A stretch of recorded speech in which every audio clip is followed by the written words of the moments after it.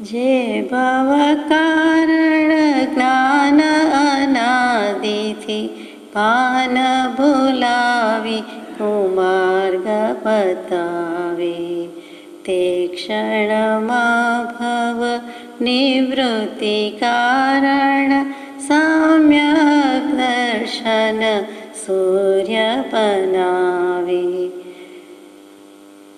સમ્યક દર્શનનું પણ કારણ સદ્ગુરુદેવ કૃપાળુની વાણી, સર્વ અપૂર્વ સુહેતુ નમો ગુરુ રાજ્ય પદે ઉર ઉલટ આણી. જે ભવ કારણ જ્ઞાન અનાદિથી ભાન ભૂલાવી કુમાર્ગ બતાવે. સત્શ્રુતને નમસ્કાર, તારક ત્રિપુટીને નમસ્કાર, અસીમ ઉપકારી આત્માને નમસ્કાર, માવિત્રોને નમસ્કાર, માવિત્રો સમાન મુરબ્બીઓ મુમુક્ષુઓને નમસ્કાર. પરમ કૃપાળુ દેવ પ્રણીત વચનામૃતજી પત્રાંક 59. વવાણિયા વૈશાખ સુદ એકમ વિક્રમ સંવત 1945, તારીખ 1/5/1889. આ પત્ર પણ પરમ પૂજ્ય જુઠાભાઈને લખાયો છે. તમારી દેહ સંબંધી સ્થિતિ શોચનીય જાણી વ્યવહારની અપેક્ષાએ ખેદ થાય છે. મારા પર અતિશય ભાવના રાખી વર્તવાની તમારી ઈચ્છાને હું રોકી શકતો નથી, પણ તેવી ભાવના ભાવતા તમારા દેહને યત્કિંચિત હાનિ થાય તેમ ન કરો. મારા પર તમારો રાગ રહે છે, તેને લીધે તમારા પર રાગ રાખવા મારી ઈચ્છા નથી, પરંતુ તમે એક ધર્મપાત્ર જીવ છો અને મને ધર્મપાત્ર પર કંઈક વિશેષ અનુરાગ ઉપજાવવાની પરમ ઈચ્છના છે. તેને લીધે કોઈ પણ રીતે તમારા પર ઈચ્છના કંઈ અંશે પણ વર્તે છે. આટલું વિચારીએ. વૈશાખ સુદ એકમ બેસતો મહિનો. જુઠાભાઈની તબિયત નરમ થતી જાય છે. 19 થી 23 વર્ષનું જે કાંઈ વય છે તેમાં જ કૃપાળુદેવનો સમાગમ અને સમ્યક દર્શનની પ્રાપ્તિ કરીને જતા રહે છે, સ્વરૂપનું ભાન પ્રગટાવીને જતા રહે છે. એ વખતમાં જેટલા દિવસ જેટલો સમય સાથે રહ્યા તેટલું ખરું. કૃપાળુદેવ અમદાવાદ 15 દિવસ સાથે રહ્યા છે તે વાત પૂરી થઈ આપણે વિચારી હતી. પછી મોરબીમાં ફાગણ ચૈત્રમાં ઘણું કરીને ફાગણ મહિનો જશે અને તે વખતે એકાદ મહિનો જુઠાભાઈને કૃપાળુદેવનો સત્સંગ રહ્યો છે મોરબીમાં. તે વખતે આજે જે તત્વજ્ઞાનમાં છે એવા કેટલાક પત્રો વગેરેના ઉતારા પણ કરવા આપ્યા હતા. એટલે કે એમને જ એ પત્રો આપ્યા હતા. પત્રાંક 21, 22 અથવા તો 24, 25 પ્રમાદથી આત્મા મળેલું સ્વરૂપ ભૂલી જાય છે વગેરે, જીવાજીવ વિભક્તિ વગેરે. એટલે તે વખતે જુઠાભાઈને આમ જુઓ તો જે કંઈ વચનામૃત જે આપણી પાસે છે એ સૌથી પ્રથમ એમની પાસે આવ્યું કહેવાય. મોક્ષમાળા જુદી વાત હતી, હવે મોક્ષમાળા પછીની વચનામૃતની વાત છે તો એ આપણે જાણીએ છીએ. હવે આટલો વખત સાથે રહ્યા પછી એ 15 દિવસની વાત હતી, એ પણ વિક્રમ સંવત 1945ના કારતક મહિનામાં છે. એ જ વર્ષના ફાગણ મહિનામાં 15 દિવસ એમને મોરબીમાં 1 મહિનો સાથે રહેવાનું થયું છે અને અમદાવાદમાં 15 દિવસ રહ્યું છે. અને તેમાં ઘણી બધી પ્રાપ્તિ પછી પણ હવે વધારે ઝંખના, વધારે ઝૂરણા કે મને હર હંમેશ નિરંતર રાત દિવસ આપના સાનિધ્યમાં રહેવાનું મળે, આપના ચરણ કમળમાં વસવાનું મળે અને મને આપનું જ સાનિધ્ય સત્સંગ મળ્યા કરે તે ભાવના રહ્યા કરે છે. અને આ બાજુથી શારીરિક સ્વાસ્થ્ય કથળતું જાય છે. તો દેહ સંબંધી સ્થિતિ શોચનીય જાણી વ્યવહારની અપેક્ષાએ ખેદ થાય છે. શું તબિયતમાં ગરબડ હશે એમ થાય તો એમને ભગંદરનું ઓપરેશન કરાવવાની વાત હતી અને ભગંદરનું ઓપરેશન કરાવવું કે નહીં એમ ગડમથલ બધાને થાય છે. તે વખતે કૃપાળુદેવને પૂછાવ્યું છે તો કૃપાળુદેવ આમાં શું હાના કરે, પરમાર્થની વાતમાં કહે, તેમ છતાં શોક ઘટાડવાનું, ધર્મ ધ્યાન કરવાનું વગેરે વાત થાય છે. એમાં પણ શલ્ય ચિકિત્સાની વાત ચાલે છે કે શલ્ય ચિકિત્સા વૈદરાજમાં, વૈદક શાસ્ત્રમાં શલ્ય ચિકિત્સા કહે.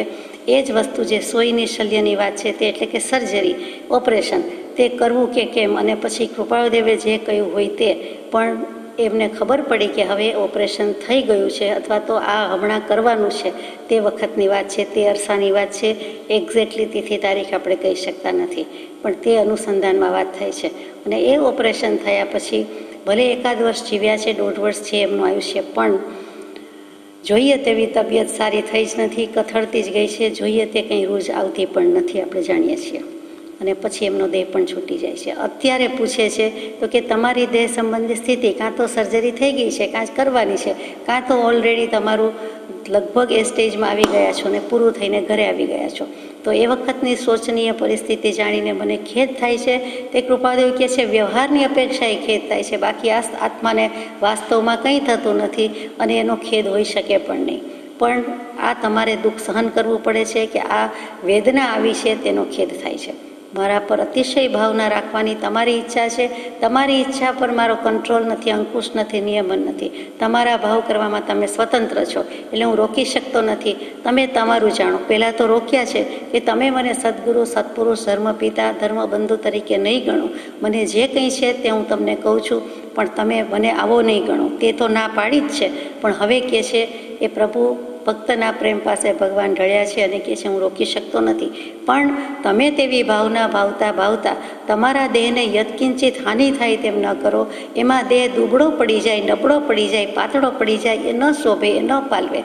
એ દેહની ચિંતામાં દેહની સંબંધી, આત્મા સંબંધી પામવા માટે મારા ઉપર ભાવ રાખો, પણ તેમ છતાં તમારા શરીરને નુકસાન કરો છો, હાનિ પહોંચાડો છો. તે ગમતું નથી, તે ફાવતું નથી. તમે તેમ મહેરબાની કરીને ન કરો. મારા પર તમારો રાગ રહે છે, તેને લીધે મારે તમારા પર રાગ રાખવો જોઈએ એમ નથી. તમને મારા પર રાગ કરવો હોય તો હું કરી શકતો નથી કાંઈ. રાખો, ન રાખો તો વધારે સારું, રાખો તો રાખો, પણ હું કંઈ રાખવાનો નથી. સજ્જનના સંગે દુર્જન છે તે કદાચ સજ્જન થઈ જાય અથવા એને ફાયદો થઈ જાય, પણ સજ્જનને દુર્જનનો સંગ થાય, સામસામું છે. તો દુર્જનનો જે કંઈ સંગ થાય છે તો અવગુણ, દુર્ગુણ એ કંઈ સજ્જનમાં આવતા નથી. તો જૂઠાભાઈ રાગ કરે એટલે કૃપાદેવે રાગ રાખવો કરવો એવું લખી દીધું નથી, એવું શાસ્ત્રની વાણી પણ નથી, જીનવાણી પણ નથી. એટલે તમારે રાખવો હોય તો રાખો, પણ હું રાખવા મારી ઈચ્છા નથી. હું રાખીશ એમ નહીં. જુઓ, રાગ અને પ્રેમમાં ફેર છે. ભક્ત ભગવાનનો પ્રેમ જુદી વાત છે. ભગવાનનો ભક્ત પ્રત્યેનો પ્રેમ છે તે જરૂર છે, વ્યક્ત પણ થાય છે અને વ્યક્ત કર્યો પણ છે. પણ રાગ અને સ્નેહ કયો તે નહીં. રાગ કહેતા ઉપયોગ રંજિત પામે છે, તે ઉપયોગ રંજાયમાન થઈ જાય છે. રસ જ ધાતુ, એના પરથી રંગ, રાગ અને આ જે કંઈ છે તે વાત આવી. તે તો એ રાગ રાખવાની વાત નથી. મારો ઉપયોગ સ્ખલન નહીં પામે, રંજિત નહીં થાય, ભ્રષ્ટ નહીં થાય. હું તહસ નહસ નહીં થવું. હું શુદ્ધાત્મા મારું શુદ્ધ દ્રવ્ય સંભાળીને, સ્વરૂપ સંભાળીને બેસું. એમાં આ બધી વસ્તુ વિક્ષેપજનક છે, એ હું નહીં થવા દઉં. તો તમે મારા પર રાગ રાખો તો રાખો, પણ હું તમારા પર રાગ રાખવા મારી ઈચ્છા નથી. કઈ ઈચ્છા છે? કંઈક તો છે. તો કે પરંતુ તમે એક ધર્મપાત્ર જીવ છો, તમે ધર્મ પામવાની યોગ્યતા ધરાવો છો, તમે ધર્મ પામી શકો છો તેમ છો.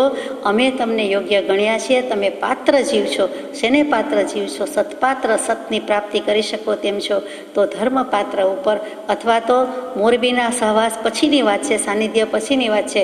તો ધર્મની પ્રાપ્તિ, સતની પ્રાપ્તિ જૂઠાભાઈને તે સમયે થઈ ગઈ હોય તો નવાઈ નહીં, એમ સમજાય છે, એમ લાગે છે.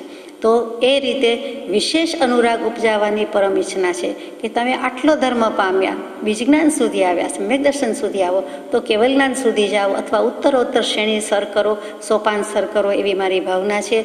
ભાવના શબ્દ નથી, ઈચ્છના છે. ઈચ્છા પણ નથી, એષણા. કરુણા સહિત ઈચ્છા, તે ઈચ્છના અને તે એષણા. સંસ્કૃતમાં એષણા છે, તે જ ઈચ્છા નહીં અને ઈચ્છના. નાનું નાનકડું, રૂપાળું રૂપકડું, એ બિલકુલ ભાષાની નજાકત કે મુલાયમતા દર્શાવી છે. સાથે સાથે સત્પુરુષનો શબ્દ છે, એમાં અનંત અર્થ ને અનંત આગમ છે. એટલે તે પરમ ઈચ્છના છે. પરમપદની પ્રાપ્તિ કરાવી દે, છેવટની જે કાંઈ છે તે સિદ્ધિ થઈ જાય ત્યાં સુધીની મારી ઈચ્છના છે. આ નિષ્કારણ કરુણા છે. એને કોઈ કારણ નથી, કોઈ હેતુ નથી. એ પરમ ઈચ્છના છે. તેને લીધે કોઈ પણ રીતે તમારા પર ઈચ્છના કઈ અંશે પણ વર્તે છે. એટલે કરુણા મિશ્રિત ઈચ્છા, કરુણા મિશ્રિત ભાવ, એક આપણે સાદી ભાષામાં કરુણા કહીએ છીએ, નિષ્કારણ કરુણા કહીએ છીએ. કૃપાળુદેવ જે જ્ઞાની પુરુષ 377માં લખીએ છે કે ઈચ્છા સહિત નથી, ઈચ્છા રહિત નથી, જ્ઞાની સહજ સ્વરૂપી છે. એ વસ્તુ, એ સિદ્ધાંત જેમ તેમ નથી. એ જ સિદ્ધાંત અહીંયા મૂકી દીધો છે. આગળ જઈએ કે નિરંતર સમાધિ ભાવમાં રહો, હું તમારી સમીપ જ બેઠો છું એમ સમજો. તમારો ભાવ જે છે તે છે રાગ ભાવ છે, એમાંથી દેહભાવમાંથી સમાધિ ભાવમાં આવો. અને કયું તો કે નિરંતર હર હંમેશ સદાકાળ તમે વચ્ચે થોડોક સમય સમાધિને થોડોક સમય દેહ દર્શનમાં કેમ જતા રહો છો? હું તમારી સમીપ જ બેઠો છું. સમીપ એટલે પાસે, સમીપ એટલે બાજુમાં, સમીપ એટલે નજીક, સાથે. એમ જ સમજો. દેહ દર્શનનું અત્યારે જાણે ધ્યાન ખસેડી આત્મદર્શનમાં સ્થિર રહો. દેહ દર્શન શું? જુઠાભાઈ પોતાના દેહનું દર્શન કર્યા કરે છે તો કે ના, દૃષ્ટિ થોડી ઘણી પણ દેહભાવમાં જાય, કેમ કે વેદના છે, પીડા છે, એ પણ ખરું. અને પરમ કૃપાળુદેવનું બાહ્ય દર્શન જે કર્યા કરે છે તે દેહ દર્શન છે. એનું અત્યારે ધ્યાન ખસેડો. તમે સ્વરૂપનો લક્ષ, સ્વરૂપનું ભાન કરો, સ્વરૂપની સ્થિતિ કરો. દેહ દર્શન બહારથી જે અમે છીએ તે આ તન મન વચન કાયા, જોકે સત્પુરુષના મન વચન કાયાની પ્રત્યેક વસ્તુના, પ્રત્યેક ચેષ્ટાના અદ્ભુત રહસ્યો ફરી ફરી નિધિધ્યાસવા એમ એમણે જ એક પત્રમાં પ્રભુશ્રીજી પરના પત્રમાં, પ્રભુશ્રીજી પરના ઘણું કરીને પહેલા પત્રમાં 172માં મૂકી દીધું છે. જે 7 બોલથી મોક્ષ માર્ગ મૂક્યો તેમાં મૂક્યું છે. અહીંયા જુઠાભાઈને જુદી વાત મૂકી છે કે દેહ દર્શનનું તમે અત્યારે તમારા દેહનો લક્ષ પણ ખસેડી દો.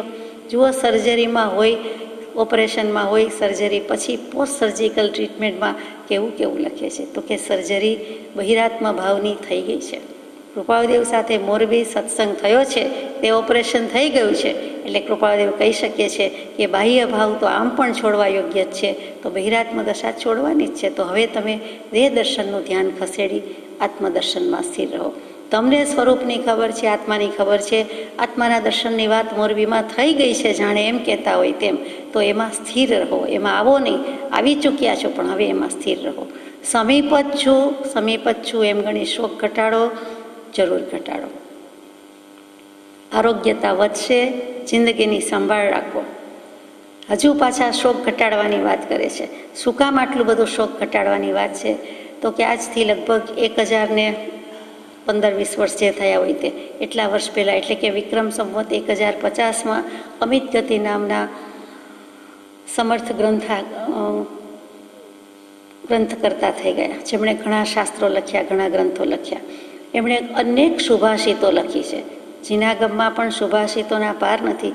એવા કોઈક સુભાષિત સંદોહમાં એમણે એક લખ્યું કે ક્વ જય ક્વ તપઃ ક્વ સુખમ ક્વ યમઃ ક્વ શમઃ ક્વ દમઃ ક્વ સમાધિ વિધિ ક્વ ધનમ ક્વ વયમ ક્વ બલમ ક્વ ગૃહમ ક્વ ગુણો બત શોકવશસ્ય નરસ્ય ભવેત. જે શોકને વશ થઈને બેઠા છે, જે શોકાધીન છે, જે શોકાકુળ છે, તેવા આત્માને, તેવા પુરુષને જય ક્યાંથી હોય, તપ ક્યાંથી હોય, સુખ ક્યાંથી હોય, શાંતિ ક્યાંથી હોય, યમ ક્યાંથી હોય, સમાધિ કેવી રીતે હોય, સમાધિ વિધિમાં કેવી રીતે આવી શકે, એની પાસે કયું ધન, એની પાસે કયું બળ, એની પાસે કયું ગૃહ, અને એ કેટલાય બધા શબ્દો લખ્યા છે જે આપણે ટૂંકમાં અહીંયા વાંચ્યા. તો એ આટલા ગુણો, એક એક ગુણ તોડી ફોડી નાખ્યો છે. દયા, શાંતિ, સમતા, ક્ષમા બોલતા કંઈ વાર લાગી, પણ એક એક ગુણ પ્રગટાવતા અને એમાં રહેતા કેટલો વખત લાગે, કેટલો પુરુષાર્થ જોઈએ. તો કે જે આ શોક કરો છો, એકમાત્ર શોકની પાછળ છો, દુઃખ લગાડ્યા કરો છો, અફસોસી રાખો છો, ખેદ કર્યા કરો છો, એને હિસાબે તમે રાગ દ્વેષ પર જય મેળવી શકતા નથી, તમે સ્વરૂપમાં તપી શકતા નથી, તમને આત્માનું સ્વાધીન સુખ મળી શકતું નથી, તમને કશાયનું વિષયનું ઉપશમન થઈ શકતું નથી, તમે યમ નિયમ વગેરેમાં આવી શકતા નથી. તો ધારણા, ધ્યાન, સમાધિમાં આવી જ કેવી રીતે શકો? એટલે તમારે શોક ઘટાડવાની જરૂર છે, શોક છોડી દેવાની જરૂર છે. વળી ન ચાલ્યું તો આગળ કહે છે ન ધ્રુતિર ન મતિર ન ગતિર ન રતિર ન યતિર ન નતિર ન નુતિર ન રુચિ. આ બધું જેને પણ છે શોક, તેવા પુરુષની પાસે શું થાય છે કે તેવા પુરુષસ્ય ગતસ્ય હિ શોક વશમ વ્યપયાતિ સુખમ સફલમ સહસા. એ જ અમિત ગતિ આચાર્ય આગળ કહે છે કે શોકાધીન, શોકાકુળ, શોકાવર્ત પુરુષને ધૈર્ય, બુદ્ધિ, ગતિ, પ્રેમ, વિશ્રાંતિ, નમ્રતા, સ્તુતિ કે રુચિ રહેતા નથી. તમે એમાં આવો છો તો તેનું સઘળું નાશ પામે છે. સબ કુછ નષ્ટ હો જાતા હૈ. ચોખ્ખું ચણક લખી દીધું. સઘળું જતું રહીએ. આ એક એક ગુણની પાછળ જતું રહીએ તો શોક કરાય. આપણને પણ એ જ બોધ છે. કોઈ પણ સંયોગો હોય, ગમે ત્યારે ગમે તે હોય, સુખ દુઃખ મારી મિત્રમાં, સંયોગ કે વિયોગમાં, રખડું વને એવા રાજભુવને, રાચતો સુખ ભોગમાં, મમ સર્વ કાળે સર્વ જીવે, આત્મવત બુદ્ધિ બધી, મુજ મોહ કાપી આ દશા આપજે કરુણાનિધિ. એક જુઠાભાઈની પ્રાર્થના તો એ જ છે, તો કૃપાદેવ પ્રાર્થના સાંભળે છે. આ આર્ત જિજ્ઞાસુ અને એવા જુઠાભાઈ, એવા ભક્ત, એની પુકાર છે, એનો આર્તનાદ છે, એ સાંભળીને એ જાણે કે જવાબ આપે છે કે તમે શોક ઘટાડો, શોક ઘટાડો. કેટલી બધી વસ્તુ આપણી પાસેથી લઈ લઈએ છે. શોક કરીએ એટલે ધીરજ તો ત્યાં જ જતી રહી, તો જ દુઃખ લાગે, તો જ શોક થાય. ધીરજ જતી રહે, બુદ્ધિ બોધ એ પણ એમાં ને એમાં ખડી રહે છે, ત્યાં જ ઊભી રહી જાય છે, એમાં જ ઉપયોગ રહી જાય છે. ગતિ એટલે દશા, હાલત એ પણ ખરાબ થાય છે, બુરા હાલ થાય છે, અવદશા થાય છે. અને દશાને કારણે ગતિ પ્રગતિ જે થવી જોઈએ તે પણ થઈ શકતી નથી. પ્રેમ, સત્પુરુષ અને શુદ્ધાત્મા પ્રત્યે પ્રેમ હોય તો તે વખતે શોકમાં ગુમાવી દેવાય. ભૂતકાળની વાત થઈ ગઈ. જે વર્તમાનમાં છે તે શોક છે તો છે, સંયોગો સત્તામાં છે, ઉદયમાં આવ્યા, ઉપસ્થિત થયા તો ભલે થયા, પણ હવે શોક કરવા યોગ્ય નથી. તો સત્પુરુષ પ્રત્યેનો ખરો પ્રેમ હોય, શુદ્ધાત્મ દ્રવ્ય પ્રત્યેની ખરી રુચિ હોય તો આમ ન થાય. તો શોક પછી વિશ્રાંતિ, શાંત થવાનું છે, શમી જવાનું છે, એની બદલે શોકમાં ટાઈમ કાઢી નાખો છો. નમ્ર થવાનું છે, એટલે કે લઘુ અને વિનય, તો સત્પુરુષ ગણીને પરમ વિનયાન્વિત થવાનું છે, એની બદલે તમે શોક અને અફસોસ શું કામ કર્યા કરો છો. ત્યાં પણ વિનય ગુણ લીધો, નમ્રતા લીધી કે લઘુ લઘુ ને લઘુ જ છો, તો પછી અમારું કયું માનો, તમે લઘુ અમે મોટા. તો સત્પુરુષ પરમ કૃપાદેવ જાણે કહે છે તેમ, તો તમે એ પણ માનો, નમ્ર થઈને એ પણ રાખો, નહીંતર શોકમાં બધું ગુમાવી દો. પછી સ્તુતિ, તમે ભગવાનના સત્પુરુષોના ગુણનું સ્તુતિ શું કરી શકો? શોકમાં જ રહેતા હોય તો તમને શુદ્ધાત્માના ગુણ સંભાળવાનો વખત નથી, સત્પુરુષના ગુણ જોતાય નથી, ગુરુ ગુણ ગાતા નથી, અર્યંત ગુણ ગાતા નથી, તો પછી તમારી રુચિ ક્યાં રહી? એટલે તમે આ એક શોકની પાછળ બધા અવગુણ આવે છે અને તેનો નાશ થઈ જશે. એટલે શોકનો નાશ કરો તો બધા અવગુણ જતા રહીએ, એટલે સદગુણ તો છે જ, એ પ્રગટી જશે. ત્યાં અમિત ગતિ આચાર્ય છેલ્લે નિરૂપણ કરે છે, તે જ સમજાય કે પૂર્વ ઉપાર્જિત કર્મ, પાપ કર્મના ઉદયથી આ શોક ઉત્પન્ન થયો છે. એટલે અમિત ગતિ આચાર્ય જુદા અનુસંધાનમાં કહ્યું હોય, ઇન જનરલ કહ્યું હોય. કૃપાદેવ જાણે એમ કહે છે, જે ગઈકાલે વાંચ્યું અશરણ અનુપ્રેક્ષામાં, કે સંસાર છે તે પુણ્ય પાપના ઉદયરૂપ છે. કોઈ પણ જીવને સંસાર કહેતા અગાઉ જે થયા છે, ભૂત ભવોમાં થયા છે, એ પૂર્વોપાર્જિત કર્મ, ભાવ અને એના ઉદય રૂપે આવે છે, તે પાછા પુણ્ય પાપ એ જ સંસાર છે. તો પૂર્વોપાર્જિત પાપ કર્મના ઉદયથી શોક ઉત્પન્ન થાય છે. આ સંસાર છે, તમને આ વેદની આવી છે અને શોક લાગે છે. પણ વાસ્તવિક રીતે હકીકતમાં તત્વતઃ લખ્યો છે શબ્દ શ્લોકમાં, સત્ધર્મથી, સર્વ સુખની ખાણરૂપી ધર્મથી આ સંસારરૂપી પૃથ્વી પર ઉગેલું શોકનું વૃક્ષ કે ઝાડ તમે મન વચન કાયાથી પરિત્યાગ થઈ શકે છે. વૃક્ષનું છેદી નાખો, વૃક્ષને ઉખેડી નાખો એમ શબ્દ યોજ્યો નથી. એ શોકરૂપી વૃક્ષ છે, સંસારરૂપી પૃથ્વી છે, જન્મ મરણ છે, જાતપાતનો શોક લાગે છે, તો મન વચન કાયા એ સત્સાધન છે, દેહ છે, તો એનાથી એનો પરિત્યાગ થઈ શકે છે. છોડી દો, ઝાડને કાપી નાખો એમની, ઝાડને છોડી દો. કેટલી સુંદર શૈલીથી લખ્યું છે. નહીં તો આપણે વૃક્ષને છેદી નાખો લઈએ, અહીંયા છેદવાની વાત નથી, અહીંયા હણવાની, મારી નાખવાની વાત નથી.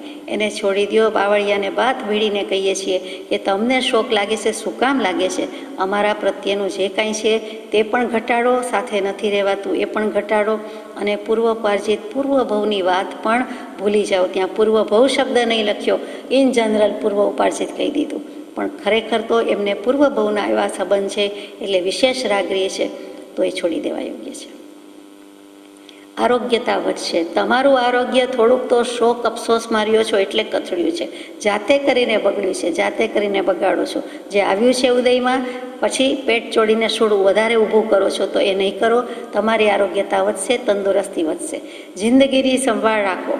આ દેહ મળ્યો છે તો મનુષ્ય ભવ છે, મહા મહેનતે મળ્યો છે, અતિ દુર્લભ, દેવોને દુર્લભ મળ્યો છે, તો હવે કલ્યાણ કરવાનું છે. જિંદગીની સંભાળ રાખો. દેહ હશે તો થઈ શકશે. હમણાં દેહ ત્યાગનો ભય ન સમજો. જો એમ થતું હોય કે હું જતો રહીશ, હું મરી જઈશ, આ દેહ ત્યાગ થઈ જશે, પછી મને ક્યારેક કૃપાદેવ મળશે, ક્યારે આત્મકલ્યાણ થશે, અને એ ભાવ તો વેદાય, કોઈને પણ વેદાય તો કહે છે કે દેહ ત્યાગનો ભય હમણાં ન સમજો. એવો વખત હશે તો, અને જ્ઞાની દૃશ્ય હશે તો જરૂર આગળથી કોઈ જણાવશે કે પહોંચી વળશે. હજુ તો વાર છે. જ્યારે હશે ત્યારે જો જ્ઞાનીના જ્ઞાનમાં આવી જશે અને ઠીક લાગશે તો જરૂર આગળથી કોઈ જણાવશે અથવા તો પહોંચી વળશે. કેટલું સુંદર આશ્વાસન આપ્યું છે. આ આશ્વાસન આપતી વખતે પણ કૃપાળુદેવની કેવી વિતરાગતા છે. જરાય એમ કહે છે કે 6-12 મહિના રહ્યા, 13 મહિના રહ્યા, 1 વર્ષ રહ્યું, 1 મહિનો રહ્યો, થાય તેટલું આત્મકલ્યાણ કરી લ્યો, દેહ શું કર્યા કરો છો, એમ નથી કીધું. દેહનું ઉલટું કહે છે જિંદગીની સંભાળ રાખો. દેહ પણ જેનો ધર્મોપયોગ માટે છે એટલા માટે પણ તમે દેહની કાળજી રાખો. કૃપાળુદેવ જગતવાસી જીવને બધાને આત્માની કાળજી રાખવાનું કહે. અહીંયા જૂઠાભાઈને આત્માની કાળજી સાથે તદ ઉપરાંત દેહ છે તો કરી શકશો મન વચન કાયાના યોગ. સહયોગી જીનને પણ પ્રવર્તે છે તો તમે હજુ ત્યાં પહોંચ્યા નથી, અમે પણ ત્યાં જવાના છીએ. તો પછી તમે તેનું સંભાળ રાખો, ધ્યાન રાખો, સાવચેતી રાખો. હમણાં તો તેમ નથી. વજ્ર જેવા, પથ્થર જેવા દિલ કહીએ સત્પુરુષના ત્યાં, એમના જ્ઞાનમાં, એમના મનમાં, એમના ઉપયોગમાં, ખ્યાલમાં કેવું લાગતું હશે. એક બાજુથી જૂઠાભાઈ આટલો રાગ પ્રેમને સાથે રહી ગયા, સત્સંગ કરી ગયા, તરી જવાના છે, અને એક બાજુથી ખરેખર વર્ષ પછી દેહ છોડી દેવાનો છે તો પણ ક્યાંય અણસારો આપતા નથી. કેમ કે જીવને આશ્વાસન, સમાધાનની જરૂર છે. જ્યાં જ્યાં જે યોગ્ય છે ત્યાં સમજવું તે. ત્યાં એવું કહેતા નથી કે આટલું આટલું કરી લ્યો, આટલું આટલું પતાવી દો. બીજી કોઈ સાંસારિક બાબતની વાત નથી. એમને એમ જ થાય કે હું તો છું, જીવવાનો છું, મારું આયુષ્ય છે, મારે કલ્યાણ કરવાનું છે. એટલે કેટલી પ્રેરણા મળે, કેટલું પુરુષાર્થનું બળ મળે એ જોવાનું છે. તે પુરુષના પ્રત્યેક લઘુકામના આરંભમાં પણ સંભાળો, સમીપ જ છે. કૃપાળુદેવ કહે છે તે પુરુષને તમે જે ધાર્યો છે તે પુરુષ એટલે કે પોતે પરમ કૃપાળુદેવ, તેને પ્રત્યેક લઘુકામના આરંભમાં પણ સંભાળો. એને એ પ્રત્યક્ષ સદગુરુ, પ્રત્યક્ષ પરમાત્મા માને છે, એને પ્રતીતિ થઈ ગઈ છે, શ્રદ્ધા આવી ગઈ છે, તો તેને નાનામાં નાના કામમાં પણ સંભાળો. સર્જરીમાં જતા હોય ત્યારે ઉઠતા, બેસતા, હાલતા, ચાલતા, ગમે તે કામ કરતા હોય તો તમારી બાજુમાં જ છે, સાથે જ છે, તમને યાદ જ છે, મને પણ યાદ છે. તો પછી જેનું વિસ્મરણ જ નથી, જ્યાં વિસ્મરણનો અવકાશ નથી ત્યાં સ્મરણ કર્યું જ કેમ કહેવાય કે મને યાદ આવ્યા. યાદ ક્યારે આવે? ભૂલી ગયા હોય તો યાદ આવે. પણ જે વસ્તુ યાદ જ છે, જે વ્યક્તિ યાદ જ છે, અહીંયા ભૂલવા પણ આવ્યું જ ક્યાં? તો પછી તમે મને સંભાળો, હું સામીપ જ છું, સાથે જ છું, બાજુમાં જ છું. હાથે માથે સાથે સત્પુરુષ છે ત્યાંનું નામ. જ્ઞાની દૃશ્ય તો થોડો વખત વિયોગ રહી સંયોગ થશે અને સર્વ સારું જ થઈ રહેશે. જ્ઞાનીના જ્ઞાનમાં જો હશે તો જ્ઞાની દૃશ્ય પોતાને એમ જણાય છે, એમ નથી લખતા કે મને એમ લાગે છે કે થોડાક વખતના વિયોગ પછી, થોડા દિવસ પછી સંયોગ થશે, અનુકૂળતા રહેશે અને સર્વ સારું જ થઈ રહેશે. તમે પણ સારા થઈ જશો, સારું થઈ જશે, આપણે પણ મળવાનો સુયોગ સાંપડશે. એમ લખે છે. પણ કેવી રીતે લખે છે કે કેવડીના જ્ઞાનમાં હોય તે ખરું, તેવી રીતે જ્ઞાની દૃશ્ય હશે તો જ્ઞાનીના જ્ઞાનમાં હોય. જો કે જૂઠાભાઈ સુજ્ઞ છે, સમજી જાય કે શું કહેવાનું છે. 10 વૈકાલિક સિદ્ધાંત હમણાં પુનઃ મનન કરું છું, અપૂર્વ વાત છે. અહીંયા જૂઠાભાઈને જ લખાય છે. આટલી વાત લખ્યા પછી સૈદ્ધાંતિક વાત આવે છે, ઉપદેશની વાત આવે છે કે 10 વૈકાલિક સિદ્ધાંત હું હમણાં પુનઃ મનન કરું છું. એટલે પહેલાં વાંચી લીધું છે અને આ 21મા વર્ષે કૃપાળુદેવ ફરીથી મનન કરે છે. અપૂર્વ વાત છે. કૃપાળુદેવને જે વાત અપૂર્વ લાગી હોય તે આપણને શું ખબર પડે? એ 10 વૈકાલિક સૂત્ર શું, 10 વૈકાલિક સિદ્ધાંત. સિદ્ધાંત કહેતા સૂત્ર, શાસ્ત્ર કે આગમ. આપણે જાણીએ છીએ કે પ્રભુ મહાવીર સ્વામી, પછી એમના પટ્ટ શિષ્ય ગૌતમ સ્વામી, 11 ગણધરમાં પાઠ પરંપરા સોંપી તે 5મા ગણધર શ્રી સુધર્મા સ્વામીને, સુધર્મા સ્વામી પછી જંબુ સ્વામી, જંબુ સ્વામી પછી એટલે ગણધર તો પૂરા થઈ ગયા પણ સુધર્મા સ્વામીની પાટે જંબુ સ્વામી પધાર્યા. જંબુ સ્વામીની પાસે દીક્ષા લીધી તે પ્રભવ સ્વામી, અને પ્રભવ સ્વામીની પાસે એક મુનિ, એક સાધુ, એની વાત લઈએ, એક બ્રાહ્મણ, એનું નામ સ્વયંભવજી. અને સ્વયંભવ બ્રાહ્મણ તે વખતે વેદ વેદાંતના પાઠી, પારંગત અને યજ્ઞ યાગમાં અત્યંત કુશળ, અત્યંત નિપુણ. અને તે યજ્ઞ કરે છે તે વખતે જે સ્તંભની નીચે બધું છે ત્યાં બધી મેદની ભરાઈ છે. એક જૈન મુનિ પધાર્યા, તે પ્રભવ સ્વામી હોય તોય ન વાયડી, બીજા પણ હોઈ શક્યા. જે કોઈ હતા તે જૈન આચાર્યે કહ્યું, અહો કષ્ટમ તત્વમ નતું જાયતે. આ દુઃખની વાત છે, દુઃખની વાત છે. તું આટલું કષ્ટ ઉઠાવે છે, મને પણ દુઃખ થાય છે. તું પણ આટલું કષ્ટ ઉઠાવીને, આટલી મહેનત મૂકીને, આટલા પ્રયત્નોથી આ યજ્ઞ યાગ વગેરે કરે છે, પણ તત્વ જાણતો નથી, તત્વ જાણતો નથી, જાણતા નથી. જે કહ્યું તે એની પણ પાત્રતા પાકી હશે તો બ્રાહ્મણને સાંભળીને અફસોસ થાય છે, સાથે એમ પણ થાય છે કે મને આવું કહ્યું તો ખરેખર હું નથી જાણતો. એટલે બંનેને ત્યાં સવાલ જવાબ થાય છે, વાદ વિવાદ થાય છે. વધારે તો જિજ્ઞાસા અને સમાધાન જ કેવું ઘટે છે. તરત જ એને સમાધાન થયું. તે જૈન મુનિએ એમ કહ્યું કે આ સ્તંભની નીચે શાંતિનાથ ભગવાનની પ્રતિમાજી છે અને તું એના ઉપર આ બધું કરે છે, તે જુઓ તો ખબર પડે કે જીન કોને કહેવાય, શાંતિ કોને કહેવાય, એ કેટલી એકાંતતા, અસંગતા એનામાં હશે, નિર્લેપતા, નિર્વિકારતા હશે, તે જોવાનું છે. તે પ્રતિમાજીના દર્શનથી ખરેખર શાંતિજીન ભગવાન જ હતા અને એની સ્તુતિ કરતા અથવા તો એ પ્રતિમાના દર્શન કરતા તે સ્વયંભૂ બ્રાહ્મણને પણ ઘણું જ્ઞાન થયું અને એકદમ બોધ લાગી ગયો અને એમ થયું કે ખરું તો હું હાર્યો, તમે જીત્યા, મને આપના જેવી જીન દીક્ષા આપો. પ્રભવ સ્વામીની પાસે એમણે દીક્ષા લીધી અને તેનું નામ સ્વયંભૂ સુરીજી. અને તે વખતે ગૃહસ્થી છે, બ્રાહ્મણ છે, ઘરે કયું પણ નથી અને એમનેમ છોડીને ચાલી નીકળે છે. જે યજ્ઞ કરવા નીકળ્યા હતા, યજ્ઞયાગમાંથી નિવૃત્ત થયા કે તરત જ ચાલી નીકળ્યા છે. ઘરે ખબર નથી કે 7-8 મહિના પછી એ પિતા બનવાના છે, એમને ઘેર બાળક જન્મ લેવાનું છે. એ દશામાં હાલતમાં છોડીને નીકળી ગયા છે અને પોતાનું આત્મકલ્યાણ કરી રહ્યા છે. 14 પૂર્વના પાઠી થઈ જાય તેટલું જ્ઞાન મળ્યું છે. અને તે વખતે આ બાજુ એમના જે પત્ની શ્રી, ત્યાં પુત્ર જન્મ થયો અને એનું નામ મનક રાખ્યું.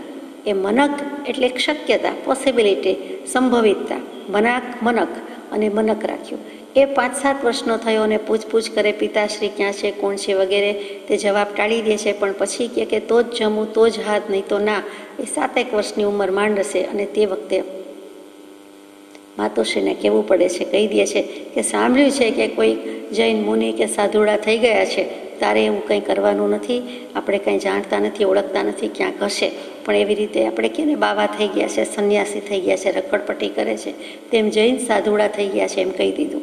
હવે મનક મુનિ પણ ઝાલ્યા રહેતા નથી, સાંભળ્યું નથી કે તે જ દિવસે એમણે પણ માને કયા વિના ઘર છોડી દીધું અને એની શોધમાં ચાલી નીકળ્યા. શોધતા થોડાક જ સમયમાં એમને આ જે સ્વયંભૂ સુરીજી છે તેની પાસે પહોંચી જાય છે, ભેટો થાય છે. સ્વયંભૂ સુરીને પૂછે છે, તમે મારા પિતાશ્રીને જોયા છે, આવું બન્યું છે, એમ મારા માતુશ્રીએ કહ્યું છે. એ ઓળખી ગયા કે આ એ જ છે. એ કહેતા નથી કે હું ઓળખી ગયો. અને પછી જે રીતે થયું હોય તે રીતે સમાધાન અને મનકને દીક્ષા આપે છે.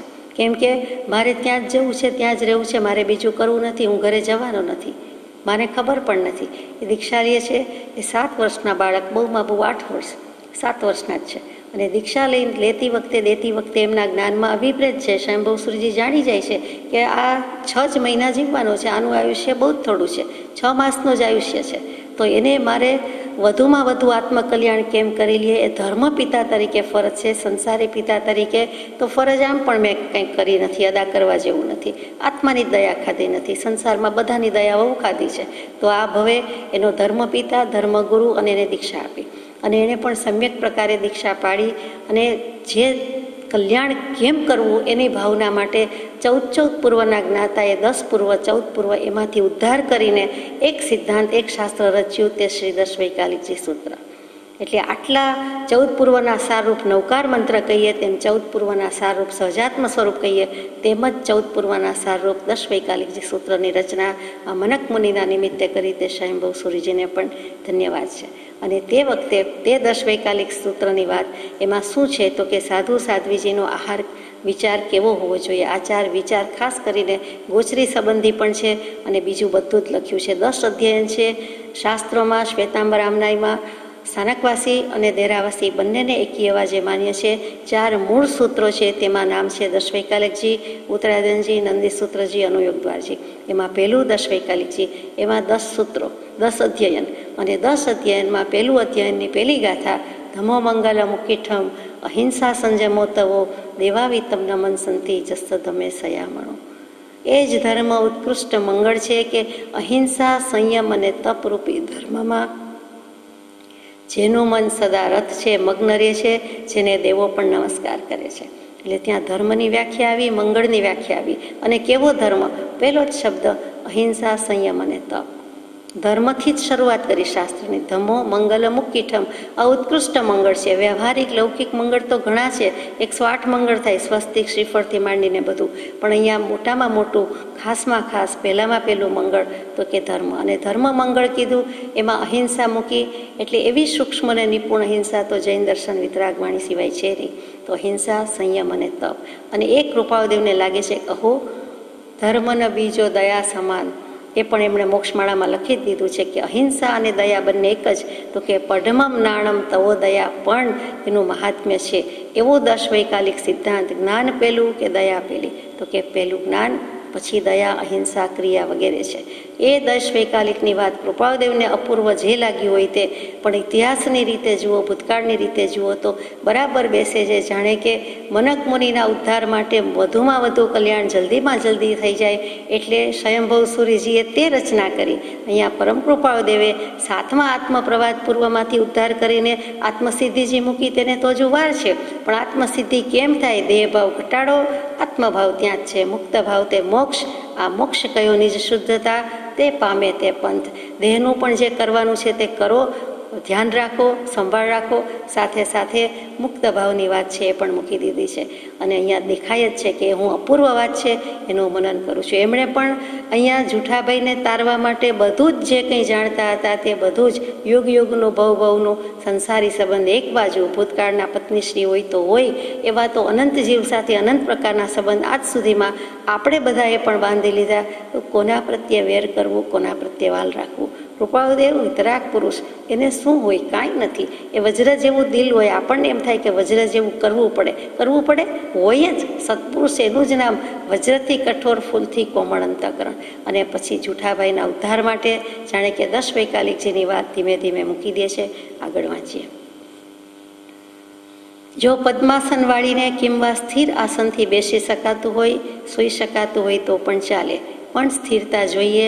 ચળ વિચળ દેહ ન થતો હોય તો આંખો વીંચી જઈ નાભીના ભાગ પર દૃષ્ટિ પહોંચાડી, પછી છાતીના મધ્ય ભાગમાં આણી કપાળના મધ્ય ભાગમાં તે દૃષ્ટિ ઠેઠ લાવી સર્વ જગત શૂન્યાભાસરૂપ ચિંતવી, પોતાના દેહમાં સર્વ સ્થળે એક તેજ વ્યાપ્યું છે એવો ભાસ લઈ જે રૂપે પાર્શ્વનાથ આદિ અરહતની પ્રતિમા સ્થિર ધવળ દેખાય છે તેવો ખ્યાલ છાતીના ભાગમાં કરવો. તેટલામાંથી કંઈ ન થઈ શકતું હોય તો મારું ખભે રખણું જે મેં રેશમી કોરે રાખ્યું હતું તે ઓઢી સવારના 4 વાગે કે 5 વાગે જાગૃતિ પામી સોડ તાણી એકાગ્રતા ચિંતવવી. અરહત સ્વરૂપનું ચિંતવન બને તો કરવું, નહીં તો કંઈ નહીં ચિંતવતા સમાધિ કે બોધિ એ શબ્દો જ ચિંતવવા. અત્યારે એટલું જ પરમ કલ્યાણની એક શ્રેણી થશે. ઓછામાં ઓછી 12 પળ અને ઉત્કૃષ્ટ અંતર્મુખ સ્થિતિ રાખવી. અહીંયા પત્ર પૂરો થાય છે. હવે વિધિ શરૂ થાય છે. હવે પદ્માસન, યોગના ધ્યાન સાધવાના, ધ્યાન કરવાના 84 આસન મુખ્ય છે. એ 84 આસનમાં પદ્માસન, અર્ધ પદ્માસન, જીન મુદ્રા એટલે ઊભા કાળસર્ગની મુદ્રા, એવા કેટલાક આસન બહુ જ જૂના, જાણીતા, સુપ્રસિદ્ધ અને સુખાસન જેવા છે, સમ્યક પ્રકારે કરી શકાય તેવા છે. તે પદ્માસન.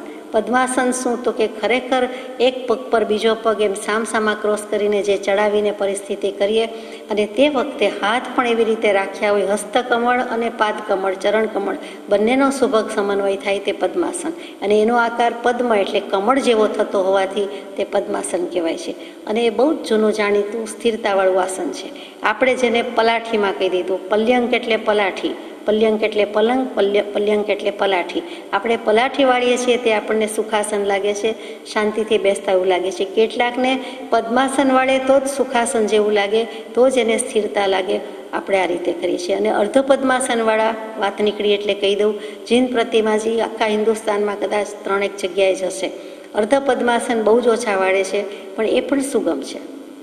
બહેનોને તો ખાસ સુગમ છે. તો એ અર્ધ પદ્માસન, મલ્લીનાથ ભગવાનનું પ્રતિમાજી કોઈક જગ્યાએ અર્ધ પદ્માસનમાં છે.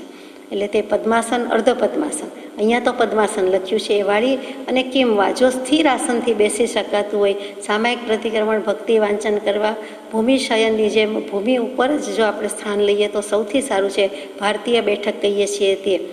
અને તો જે બેસી શકાતું હોય તો તે પ્રમાણે કરવું. અને માનું કે શારીરિક અસ્વસ્થતા છે જ અને ગમે ત્યારે થાય, મૃત્યુ સમયે થાય તો ઠીક છે, પણ ગમે ત્યારે થાય તો સૂઈ શકાતું હોય તો પણ ચાલે, સૂતા સૂતા પણ થઈ શકે. આમ પણ કોઈ જીવ સૂતો હોય અને આપણે ધારો કે ફોટો લઈએ અથવા એવા એંગલથી જોઈએ તો એ સૂતા છે કે ઊભા છે ખબર ન પડે, ઊભા કારસર જેવું જ લાગે.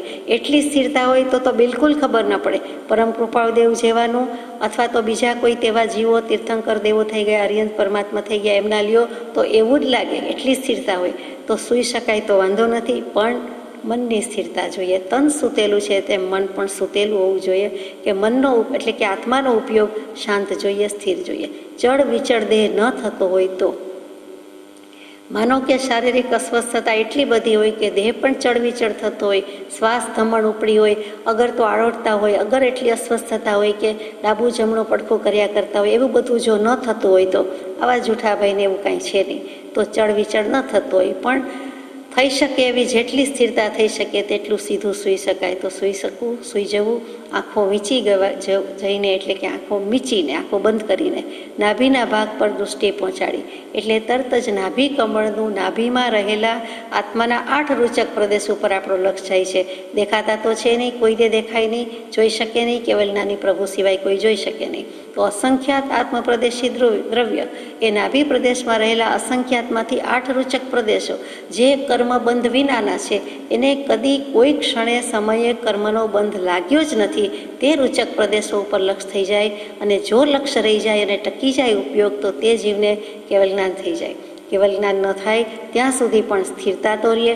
એટલા માટે કહે છે કે નાભીના ભાગ પર દૃષ્ટિ પહોંચાડી. આમ પણ નાભી એ સેન્ટર પોઈન્ટ, મધ્યમાં આવેલો ભાગ, અને એનું ઘણું જ મહાત્મ્ય વૈદક શાસ્ત્રમાં, શરીર શાસ્ત્રમાં દેહના ડૉક્ટર્સને છે. અહીંયા આત્માના ડૉક્ટર, સત્પુરુષ, જ્ઞાની ભગવંત, યોગીઓ પણ એટલું જ મહાત્મ્ય, એથી વિશેષ મહાત્મ્ય દર્શાવે છે. એટલે ત્યાં સુધી ઉપયોગ પહોંચાડી પછી છાતીના મધ્ય ભાગમાં આણી એટલે કે ત્યાંથી પાછું થોડુંક ઉપર જાય છે એટલે ઉર્ધ્વગતિનું દ્યોતક છે. કપાળના મધ્ય ભાગમાં એથી પણ ઉર્ધ્વગતિ એટલે કપાળની સેન્ટરમાં આપણે લલાટ કહીએ છીએ તે ત્યાં બરાબર આવે છે. જ્યાં ચાંદલો કરીએ છીએ ત્યાં આવે છે અને ત્યાં પણ સેન્ટરમાં. ચાંદલો તો કોઈ ઊંચો નીચો કરે, આડો અવડો કરે, પણ આ તો લલાટ એનું પણ સેન્ટર કપાળના મધ્ય ભાગમાં તે દૃષ્ટિ લાવી. એટલે કે આંખથી ખુલ્લી રાખીને લાવો તો તેમ, નહીં તો બંધ આંખે પણ કેટલાક જીવો જોઈ શકે તેની વાત છે. બંધ આંખે જોવાની ટેવ બહુ સારી છે. બંધ આંખે દેખાય એટલે અડધી આંખ ખુલ્લી, ત્રાસી આંખ એમ નહીં, પણ બિલકુલ બંધ આંખ, 100% આંખ બંધ હોય અને છતાં પણ જોવું તે ત્યાં પ્રકાશ લાગે. તો તે દૃષ્ટિ લાવી પછી સર્વ જગત દુનિયા છે જ નહીં, શૂન્ય અવકાશ, શૂન્યાભાસ, બિલકુલ કાંઈ જગત નથી, દુનિયા નથી, એવો શૂન્યાભાસ રૂપ ચિંતવી. હું અને આ જે કાંઈ છે તે પોતે અને પોતાનો આત્મા કે પોતાનો પરમાત્મા ધ્યાન ધરતા હોય તેમ, કે જાણે દુનિયા ડૂબ ગઈ કહીએ છીએ તે રીતે શૂન્યાભાસ રૂપ ચિંતવી. પોતાના દેહમાં સર્વ સ્થળે એક તેજ વ્યાપ્યું છે એવું, કે પોતાના શરીરમાં જ બધું તેજ છે. પિંડે સો બ્રહ્માંડે, દુનિયામાં પ્રકાશ છે, બહાર નીકળીએ તો સૂર્યપ્રકાશ, બહાર નીકળીએ તો ચાંદની, એમ નહીં. ટ્યુબલાઇટ, વિદ્યુત, પાવર બધું એ તો અવલંબન છે. આ તો મારો આત્મા જ જ્ઞાન સ્વભાવી, મારા આત્માનો જ સ્વપર પ્રકાશકતાનો ગુણ, એટલો મોટો ગુણ, મહાન ગુણ જે બીજા કોઈ દ્રવ્યમાં નથી. અને આપણે બીજે ફાંફા મારવાના તો કે ત્યાં જ તેજ છે, ત્યાં જ પ્રકાશ છે, ત્યાં જ પુંજ છે, એવો ભાસ લઈ એટલે કે એવો ખ્યાલ કરી અને જે રૂપે પાર્શ્વનાથ આદિક અરહંતની પ્રતિમા સ્થિર ધવળ દેખાય છે, તદ્દન સ્થિર, તદ્દન ધવળ, તદ્દન શુક્લ, કેમ કે એવી શુક્લતા પ્રગટાવી છે. એટલે એવી એ જેવી સ્થિર છે, એ જેવી શ્વેત છે, તેવો જ ખ્યાલ. એટલે કે જાણે કે કાળી પીળી બીજા કોઈ કલરની નહીં, પણ અહીંયા શ્વેત એટલે ધવલ કહી દીધું છે. તો એ શ્વેત છે, શુક્લ છે, વ્હાઇટનેસનું મહાત્મ્ય આવ્યું, વ્હાઇટનું મહાત્મ્ય આવ્યું, એ શુદ્ધિ છે. એ સફેદ શબ્દ કહીએ છીએ, આ પણ સફેદી જ લાવવાની છે. આત્મા જે સ્નો પડતો જોયો હોય ને બરફના ઢગલે ઢગલાય કેવી સફેદી હોય, ત્યાં તરત જ આ બાજુ ક્રિસ્ટલ ક્લિયર જેવો આત્મા લાગે, આ બાજુ આપણને સફેદીમાં જાણે કે ફ્રોસ્ટ વ્હાઇટ એ જે દેખાય છે તેની વાત છે. તો કે એટલો સુંદર, એટલો સ્થિર, એટલો આત્મા ધવળ દેખાય છે, તેવો ખ્યાલ છાતીના ભાગમાં, મધ્ય ભાગમાં કરો. આપણે વસ્તુથી ઉપમા લેવી પડે છે, આત્માને બીજી કોઈ વસ્તુ સાથે ઉપમા આપી શકાતી નથી. એટલે નિર્મળતા, પવિત્ર, નિર્દોષતા માટે પણ ક્રિસ્ટલ ક્લિયર કહીને બેસી ગયા, શુદ્ધ સ્ફટિક. બીજું શું કરીએ? ફીણ, ચંદ્ર, દૂધ બધું કીધું, પછી અહીંયા આ રીતે મૂકી દીધું છે. તો કે આટલું બધો સુંદર આત્મા, આટલું બધું શુદ્ધ દ્રવ્ય, પવિત્ર, એનું મધ્ય ભાગમાં કરો. અને આટલાથી કંઈ ન થઈ શકતું હોય, ધારો કે આટલે સુધી પહોંચી શકતા નથી, દેહમાં પડેલા છો, અત્યારે થોડો ઘણો પણ દેહાદ્યાસ તો વર્તે, અને વળી આ ન થઈ શકે તો ન પહોંચી શકો તો મારું ખભે રખણું જે મેં રેશમી કોરે રાખ્યું હતું, હું અમદાવાદ આવ્યો ત્યારે જે રાખ્યું હતું અને તે અમદાવાદ પડ્યું છે, તમારી પાસે છે, તો એ ઓઢી રાખવું. તે ઓઢીને સવારના 4 વાગે કે 5 વાગે, એટલે કે પરોઢીએ પ્રાતઃકાળ બ્રાહ્મ મુહૂર્તનું મહાત્મ્ય છે, બધા જાણીએ છીએ. તો એ મહાત્મ્ય છે, એ સમયનું મહાત્મ્ય છે, એ વખતે જાગૃત થઈને, એટલે કે જાગી જઈને, જાગતા જેવા જે હોય એ જુદી વાત, અને આ ખરેખર જાગી જવાની વાત છે. 16 તાણી અંતરાત્મા, આત્મા જાગી જાય અને દેહ પોઢાડી દેવાનો હોય તેમ સુવડાવી દેવાનો છે. આત્મા જાગે ને દેહ સૂવે, બરોબર છે. જ્ઞાની જાગે ને જગત ઊંઘે, એવી વાત કરી. તો 16 તાણવાની વાત કૃપાળદેવ કહે નહીં તો કે સૂતેલી પરિસ્થિતિમાં જ ઉપાય સૂચ્યો છે. ભલે સૂતા હો, સૂતેલા રહ્યો, સૂતેલા જ રહેવું પડે એવું છે. તો 16 તો તાણી છે, તો તાણવાની શેની? બાહ્ય ભાવની 16 તાણી, કે હવે એના ઉપર કાંઈ જોઈતું નથી. પછી કરવાનું શું? તો કે ખભે રખણું, તો કે તેના ઉપર ચાદર કઈ, શાલ કઈ, ખભે રખણું કયું, ખેસ કયું, તો કે તે અંતરાત્માપણું. સમ્યક દર્શનના ગુણ બધા, આત્માના બધા ગુણ, સમ્યક દર્શન સહિતના ગુણ, તે બધા ઓઢી લેવાના છે. નીચે ભલે બધું બાહ્ય ગુણ, બહિરાત્મ દશા હોય કે જે કાંઈ હોય તે. હવે તો જૂઠાભાઈની દશા થઈ છે એટલે એમ પણ બોલ્યું જતું નથી, અને તેના પર 16 તાણી અને એકાગ્રતા ચિંતવવી, જાણે કે ઓઢી જવાનું જ કીધું. જુઓ પૂતગલ પરમાણુનું કેટલી મહાત્મ્ય હશે. જ્ઞાની પુરુષને ઓઢેલું, વાપરેલું અને પછી નહીં ધોયેલું, તો એમના ઉપયોગની જે સ્થિરતા હોય, જે કંઈ સ્વચ્છતા હોય, જે પવિત્રતા હોય, તે પણ તેમાંથી રિફ્લેક્ટ થાય, એ અસર થાય, એમ આના પરથી સમજાય છે. અર્હત સ્વરૂપનું ચિંતન બને તો કરવું. હવે અર્હત સ્વરૂપનું ચિંતન કેમ કીધું? મને સંભારો એ બધું તો આવ્યું હતું. અહીંયા પાર્શ્વનાથ ભગવાનનું પણ નામ દીધું, કેમ કે મારા પણ ઈષ્ટદેવ છે એમ કહ્યું. પાર્શ્વનાથ ભગવાન કેમ કૃપાળદેવના ઈષ્ટદેવ? 37મા પત્ર પ્રમાણે, તો કે એને પણ વિષમ વિકટ સંયોગમાં સ્તુતિ કરનારા અને નિંદા કરનારા, વંદન કરનારા અને નિંદન કરનારા બંને હતા, પણ બંનેની વચ્ચે વિકટ પરિસ્થિતિમાં કેવલ જ્ઞાનની પ્રાપ્તિ કરી. તો કૃપાળદેવની પણ એવી વસ્મિત પરિસ્થિતિ છે, એટલે એ પણ એમના જ શિષ્યો એવું લખે છે. મહાવીર સ્વામીની સાથે તો હતા જ, એ જૂની વાત થઈ, એ ભૂતકાળની વાત થઈ. એમના એ ભૂત પ્રજ્ઞાપનીય નહીંથી શિષ્ય હતા, અને અત્યારે પાર્શ્વનાથ પ્રભુના શિષ્યો એવી રીતે વાત કરે છે. એટલે ત્યાં એવા વિકટ સંયોગમાં એમને કેવલ જ્ઞાન થયું.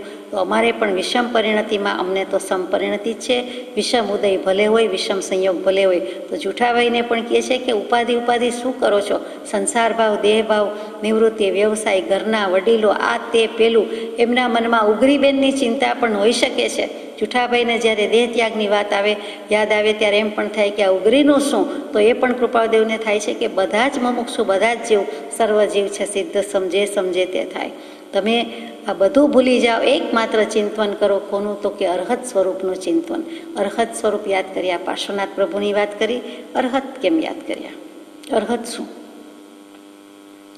અર્હત કાંઈ કોઈ વ્યક્તિનું નામ નથી, આપણે જાણીએ છીએ. અર્હત કહેતા અરિહંત, અરિહંત, અરુહંત, અર્હત, અર્હંત, આ બધા એક જ શબ્દો છે. પણ શબ્દ વ્યુત્પત્તિ, વ્યાકરણને પણ ઘણું ઓફર કરવાનું છે, જુદી જુદી રીતે અર્થ થાય છે. અહીંયા અર્હત કહ્યું તો આપણે વિચારીએ અરિહંત જ કેવું છે. અહીંયા સહજાત્મ સ્વરૂપનું ધ્યાન નથી કીધું. સહજાત્મ સ્વરૂપ પરમ ગુરુ મંત્ર હજુ કોઈને આપ્યો નથી. અહીંયા નવકાર મંત્ર કહ્યું નથી. અહીંયા જે કહ્યું છે તે અરિહંત કહ્યું છે, કે નવકાર મંત્રના દેનારા કે સહજાત્મ સ્વરૂપના બોધનારા પણ અરિહંત જ કે બીજું કોઈ? એટલે ધીમેકથી કહી દીધું કે અર્હત સ્વરૂપ. સીધો સાદો અર્થ તો એમ કે અર્હત મીંડું નથી આમાં. એટલે અર્હત કહેતા સૌથી વધારે જગતમાં પૂજવા યોગ્ય કોઈ હોય તેને અર્હત કહેવાય છે. તે વિતરાગ છે, તે તીર્થંકર છે, તે કેવલી છે. એના જ્ઞાન પાસે કોઈનું જ્ઞાન કંઈ વિસાતમાં નથી. નથિંગ બટ નોલેજ, એકમાત્ર જ્ઞાન સ્વરૂપ થઈ જાય છે, રહી જાય છે. તે કેવલી, તે અરિહંત, તે વિતરાગ, તે તીર્થંકર. અને વળી અર્હત શબ્દ કહીએ જ્યારે વાપરીએ ત્યારે સાહિત્યમાં 24ની સંખ્યા માટે સૂચવાતો શબ્દ છે. જેમ સાગર કહીએ તો 7 આવે, ઋષિ કહે તો 7 આવે, સપ્તર્ષિ, 7 સાગર વગેરે, એમ દરેક અંકના પણ અર્થ થતા હોય. તો અહીંયા અર્હત શબ્દ આવે ત્યારે 24 માટે હંમેશા અર્હત લખાતો હોય છે. તો અર્હત, 24 તીર્થંકર, અરિહંત, સૌથી વધારે પૂજવા યોગ્ય. પછી અર્હંત એક એક અક્ષરથી લઈએ તો અરહંત. એટલે અ શું? તો કે અ એક આત્મા, આત્મામાં અશબ્દ આવ્યો, એકમાં અશબ્દ આવ્યો એટલે કે અક્ષર આવ્યો, એકત્વ ભાવના તો એ આવ્યો, એટલે અથી જ શરૂઆત થાય છે. જેમ કથી કેટલુંક શરૂ થાય છે તેમ કેટલુંક અથી શરૂ થાય છે. આપણે તો જાણીએ છીએ ગુજરાતી ભાષા, હિન્દી ભાષા વગેરે, તો કે 36 વ્યંજન અને 12 સ્વર. તો સ્વરમાં આવ્યો એટલે અથી શરૂઆત છે. આદિપુરુષ કહીએ તો પણ એટલે કહેતા જ શરૂઆત. કહેતા જ ક્યાંય પણ અક્ષર બોલીએ તો ક બોલીએ એમાં પણ અડધો ક ગણો અને પછી વત્તા આખો એમ શીખવાડે, લખાવે વ્યાકરણમાં, કેમ કે એમ જ છે. તો એ પણ સૂચવે છે કે તો પહેલો જ છે, મૂળમાં જ છે. એ નાભી પ્રદેશમાંથી ઉઠતો, અસંખ્યાત પ્રદેશમાંથી ઉઠતો આત્માનો ઉપયોગ, એમાં પણ નાદમાં અક્ષર તો છે જ. સમય પલટાય, યુગ પલટાય, ભાષા પલટાય, લિપિ પલટાય, ધ્વનિ ન પલટાય. ગમે ત્યારે અક્ષર બદલો કે શબ્દ બદલો, ભાષા બદલો, પણ જેવો જે બોલો કે આપણે બોલીએ એટલે ધ્વનિ, એનો જે સાઉન્ડ, એનો જે નાદ કે સાદ, એમાં મિનમેક નથી. એ ત્રણેય કાળમાં એમ જ સંભળાય. ગમે ત્યારે ગમે તે ભાષામાં તે કે બોલો તો પણ એમાં ક વત્તા એક માત્ર કહીએ તો પણ કને એક માત્ર કે કહીએ, ઇંગ્લિશનો કે, પણ એ જે ક સંભળાય એમ બોલીએ, એમ જે કંઈ સંભળાય છે એ તો એક જ છે. એ ધ્વનિ, એ ઓમકાર ધ્વનિ અને એ દિવ્ય ધ્વનિ, દિવ્ય દેશના એની સાથે સંબંધ છે એટલે કહેવાય જાય છે. તો આત્મા, એકત્વ આદિ જે કંઈ છે જે શુદ્ધ બુદ્ધ ચૈતન્ય ઘન જે પોતાનું આત્માનું સ્વરૂપ છે તે શક્તિનું દ્યોતક, તેનું નામ તો બધે જ છે એટલે પછી ર કહેતા ર વત્તા ઈ એટલે રી થાય ને અરહંત છે એટલે આપણે એકલું ર લઈએ તો કે ર છે એ પણ કોઈ પણ કાર્ય સાધવાની શક્તિનો દ્યોતક છે અને સર્વશક્તિનું બીજ છે. રીમ જે કહીએ છીએ HRIM, રીમ, નીચે માત્ર જેવું કરીએ છીએ અને હને દીર્ઘ કરીએ, માથે મીંડું, ઓમ રીમ શ્રીમ, તો રીમ 24 તીર્થંકર દેવ આવી ગયા. બીજા કેટલાક મંત્રમાં પણ રીમ એ સર્વ બીજનું શક્તિનું કે જે કયો તે જનક છે, પિતા છે, રીમમાંથી બધું પ્રગટે છે. રીમમાં HRIM બોલીએ છીએ તો હ તો આવ્યો જ અને ર પણ આવ્યો. તો અહીંયા ર કીધો છે, ર વત્તા ઈ કયો છે, રી એકલો ર લ્યો તો કે સર્વશક્તિનું, સર્વ કાર્ય સાધવાની શક્તિનું બીજ હોવાથી તે અરહંત ર લીધો છે. હ કહેતા શાંતિ અને લક્ષ્મીનું દ્યોતક છે. કેટલાકને લૌકિક લક્ષ્મી જોઈએ છે, આપણને આત્મલક્ષ્મી જોઈએ છે કે વૈજ્ઞાનરૂપી લક્ષ્મી જોઈએ છે, સમ્યક દર્શનરૂપી લક્ષ્મી જોઈએ છે. તો શાંતિ અને લક્ષ્મીનું દ્યોતક તે હ છે. હયાતી, વિદ્યમાનપણું, અહીંયા એટલે આપણે બીજની ને યોગની સાધનાની રીતે વાત કરીએ છીએ એટલે અર્થ થયો. અને શું છે તો કે શાંતિનું અધિષ્ઠાયક બીજ છે. અધિષ્ઠાન શેમાં રહેલું છે તો કે ભ્રાંતિમાંથી શાંતિમાં જવાનું છે. તો શાંતિ માટે અને શાંતિ માટે શુરવીરતા પ્રગટાવવાનું છે. શાંતિ માટે સરસ્વતી જોઈએ, સારસ્વત બીજ, શાંત થવાનું બીજ, શૌર્ય શુરવીરતા પ્રગટાવવાનું બીજ, તે બધામાં છેલ્લો ત આવ્યો તે છે. એટલે કે તલવાર, શૌર્ય, શુરવીરતા શેની? શાંતિમાં જવાની. છીએ શેમાં? ભ્રાંતિમાં. તો કે અરહંત, અરહંત, અરહંત. એટલે અહીંયા અરહંતનો અર્થ બહુ જ સીધી સાદી રીતે આપણે લઈએ છીએ. બીજી અપેક્ષાએ જુઓ તો કહેતા જ્ઞાન વ્યાપક વિષ્ણુ. વિષ્ણુમાં આવ્યો તે જ્ઞાન વ્યાપક છે, જ્ઞાનનું દ્યોતક છે. પછી માં પણ જ્ઞાન તો આવ્યું જ, સ્વપર પ્રકાશક એવું જ્ઞાન માં જ આવેલું છે. તો કે જે કંઈ છે તે છે એટલે તો પેલો જ આવે. ર એટલે જુઠાભાઈને આટલો બધો રાગ રહીએ છે કૃપાળદેવ ઉપર, તો કે ર એટલે અહીંયા રાગ કહી દીધું. અને પછી હ એટલે હણી નાખવાનો છે અને ત એટલે શુરવીરતા વાચક કે છેદ ઉડાડી દેવાનો છે, તોડી ફોડી નાખવાનું છે, તે ત છે. એટલે ખરેખર આ જ્ઞાન વ્યાપક પરમાત્મા, જ્ઞાન સ્વરૂપ પરમાત્મા પોતે જ છે, પોતાનું જ દ્રવ્ય છે. એના ઉપર રાગ રાખો તો વાંધો નથી. શુદ્ધાત્માના પ્રેમી થાવ, અમારી ઉપર બાહ્ય રીતે રાગ નહીં રાખો અને એને હણી નાખો અને પછી શૌર્ય પ્રગટાવો, તરી જવાનું છે. અરહત સ્વરૂપ છે. અથી હ સુધીની યાત્રામાં આખું જગત આવી જાય, આખું પરિભ્રમણ આવી ગયું અને આપણી કક્કો બારાક્ષરી આવી ગયું એટલે બધું આવી ગયું. અથી જ હ સુધી છેલ્લો શબ્દ વ્યંજનમાં હ જ આવે. ક્ષ અને જ્ઞ ગણાતા નથી. ક્ષમાં એને ક ને ક્ષમાં લઈ જાય છે અને જ્ઞ છે એ પણ એને જમાં ને એમાં લઈ જાય છે. ડિક્શનરીમાં આપણે જોયું હશે કે હંમેશા ત્યાં જ મુકાય છે. કક્કામાં ભલે છેલ્લે યરલવ શ ક્ષ હળગ્ન પછી ક્ષગ્ન કહીએ, પણ ક્ષગ્ન છેલ્લે છે એ જોઈન્ટ છે, સંયુક્ત અક્ષર છે એટલે એ આવતા નથી, પણ હમાં પૂરું થાય છે. અહીંયા પણ અરહંત કહી દીધું છે કે શુરવીરતા પ્રગટાવો, સત્પુરુષાર્થ આદરો, તો અથી હ સુધીની યાત્રા પૂરી થાય. અયથાર્થમાંથી યથાર્થ પ્રત્યે આવી જાઓ છો. અવાસ્તવિકમાંથી વાસ્તવિક એવું આત્માનું સ્વરૂપ સમજાઈ જાય, એ અરહંત સ્વરૂપ છે. કહેતા અષ્ટકર્મ 8 કર્મ. એટલે આત્મા જ ઉપર બીજું પણ આવે, અષ્ટકર્મ આવ્યા. રાગ શત્રુ છે. આ તમે મારા પર રાગ રાખો છો, એ શત્રુ થઈને બેઠો છે, શોક થઈને બેઠો છે. શોકરૂપી શત્રુ, રાગરૂપી શત્રુ હણી નાખો અને તરી જાઓ. તે અરહંત સ્વરૂપનું ધ્યાન કરો. અને સૌથી પૂજવા યોગ્ય તો એક આત્મતત્વ જ છે. આત્મા જેવો કોઈ દેવ નથી. અને આ તો સાક્ષાત વિતરાગ પરમાત્મા પરમ કૃપાળુ દેવ પોતે જૂઠાભાઈને લખે છે. અને સત્સંગમાં બોલતા હશે ત્યારે કેવી દશા હશે. ધન્ય તે પળ, ધન્ય તે સમય. તે સમયને પણ આપણા તો નમસ્કાર છે. નહીં તો કંઈ પણ નહીં ચિંતવતા. માનો કે અરિહંત શબ્દથી કાંઈ ન થયું, થાય જ, સવાલ જ નથી. તો એટલું પણ ન થાય તો, અથવા થાકી જવાય તો, અથવા વચ્ચે કંઈ ગેપ આવે તો પછી બીજું 2 શબ્દથી વાત લીધી. સમાધિ કે બોધિ એ શબ્દો જ ચિંતવવા. બીજી કોઈ આડીઅવળી ચિંતા ચિંતવન કરો નહીં. અમને પણ ભૂલી જાઓ. શબ્દથી શુક્લ ધ્યાન પ્રગટે. શબ્દ વિતર્ક એ શ્રુત છે, તો જાણે શુક્લ ધ્યાનને શ્રેણી પ્રગટાવવાની હોય. એક આપણે તો અનુમાનથી, શ્રદ્ધાથી, ભક્તિથી કહીએ છીએ. ભગવાન જાણે ખરું તો જે હોય તે. તો એવી રીતે કહે છે કે સમાધિ બોધિ એ શબ્દો ચિંતવો. ધ્યાનમાં કંઈક ચિંતવવાનું છે, અવલંબન જોઈએ. મંત્ર છે તો મંત્ર ગણતા ગણતા મંત્ર પણ ભૂલી જવાય તેવી દશા આવે ત્યારે કરી તો સમાધિ શબ્દ ચિંતવો, બોધિ શબ્દ ચિંતવો. સમાધિ શું? તો કે આત્મ પરિણામની સ્વસ્થતા. સમાધિ શું? તો કે જે દેહ છોડતા વખતની વસ્તુ છે, સ્થિતિ છે, દશા છે, તેને પણ સમાધિ.